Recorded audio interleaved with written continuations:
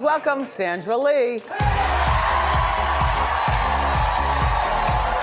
You know, my job is challenging in general. You can see an acne patient in 1 minute, the next minute you're doing Botox and filler. Hey guys, what's up? Welcome back to Film Sci. We all know the pain of walking into class with a face riddled with pimples. You wouldn't leave home without taking time to remove them before leaving, even if it means taking an hour in the shower to remove each and every one of those little zits.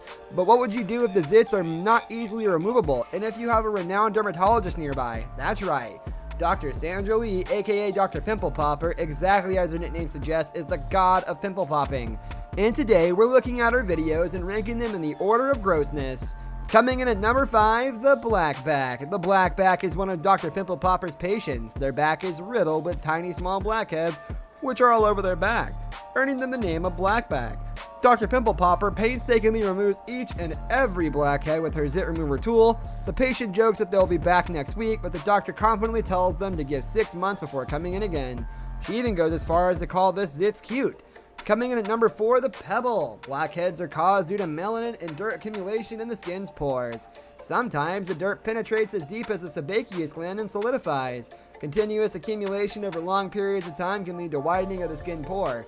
This is exactly the case of the pebble. Another one of Dr. Pimple Popper's patients comes in with a blackhead on her back. The good doctor makes an incision with her surgical knife and gently presses to pop off the blackhead, exclaiming that's a pebble there. In order to do this surgery properly, so that him lying a certain way is not going to distort the way in which I repair this. Coming in at number 3, the masked man.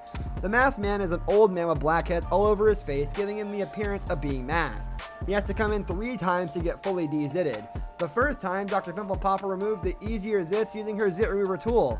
The second time, he received a hot face wash and treatment to loosen up the more sturdy blackheads and got them cleared. The third time, once every blackhead is removed, he was compared to how he looked prior to the treatment. You wouldn't believe it. He was totally handsome after the treatment.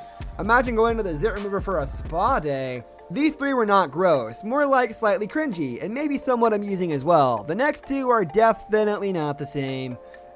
I thought I could be their queen. You It's did. like I could do this. And for you them. have been crowned their queen. Yeah, it's crazy. And then somehow... Coming in at number 2, wormy. Imagine having worms in your ears. Then imagine having a blackhead that comes out like a squiggly worm. What's worse? Comment below.